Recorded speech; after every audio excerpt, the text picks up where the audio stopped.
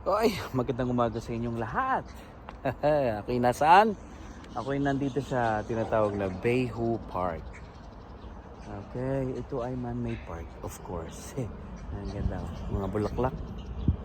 Ayan.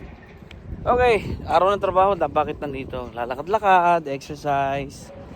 Ayan, kasi nga meron sila dito tinatawag na Gaokao o yung exam dito, parang NCEE sa atin nung araw. Ayan. Okay, naglalakad dito sa magandang park na to eh. Dito dati ano lang to, yung parang mga damuhan, gano'n. Pero ngayon, talagang inayos nila. Ganyan sila dito, talagang inaayos nila ang park kasi ito yung isang bagay na magandang matutunan dito sa mga kaibigan natin Tseko. Maano sila talaga sa exercise, talagang maalaga sila, talagang pinahahalagahan nila yung kanilang health kasi nga naniniwala sila doon sa kasabihan na health is wealth.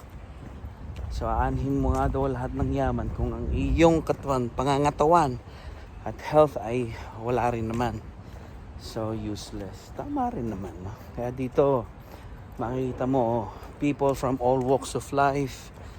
Alam mo yon, yung mga middle, low class, saka high class, dito sama-sama naglalakad any time of the day. Kahit tanghaling tapat, meron dito naglalakad-lakad. Ayan. So ito yung magandang magandang magawa din araw-araw, talaga make it a habit. Siyempre sabihin natin yung mga bata-bata, malakas pa naman. Matatanda lang yan. Hindi ako na matanda.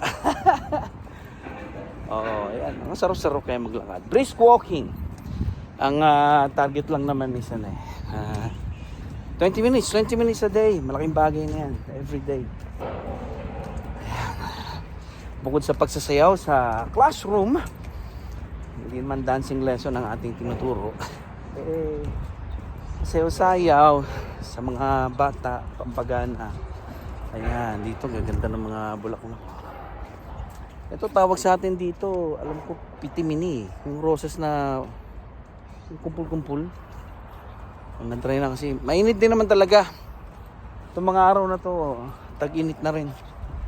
So parang Pinas na rin ang init dito sa Northeast China. So ayan, nakakatuwa kasi natural na tumutubo yung mga damo niyan pag mga ganitong panahon. Yung damo niyan namumulaklak na, ayan, kagaganda. Clover leaf, clover flowers ba ang tawag nila? Not sure. Basta may 4 na dahon eh. Yun. O ayan, mga puno at nagtataas ang buildings. Di ba? Okay, tapos may pond. Yung pond nila rito, maraming palaka at isda. Pwede kang mamingwit.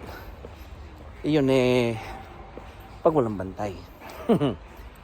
Ayan, tapos yung pond nila napapalibutan ng reed grass. Ayan, pakita ko sa inyo. Ayan. Actually, malaki to hanggang dun. Pero ang target ko lang naman today, 20 minutes. Kasi may other things pa na gagawin. So okay na yan. Bukas ulit o kaya mamaya hanap tayo ng time, ride naman ng bike konti. Maganda sa baga at sa puso. Kita niyan. Ayan, maganda lang yan, pero pinantay nila lumaki kasi mga lotus yun. Mga lotus flowers, lumalaki yan, ganun. Kinukuha nila yung mga lotus roots, tapos yung mga lotus seeds kinakain. Pati ang lotus flowers. Walang nasasayang dito eh. Ayan. Punta ka rito sa gabi, marami kang makikitang kumokokak, palakang kokak, saka palakang petot. Okay, salamat sa inyong pakikinig. Kaya tayo ay mag-exercise para sa magandang pangangatawan at kalusugan. Alien! Yee!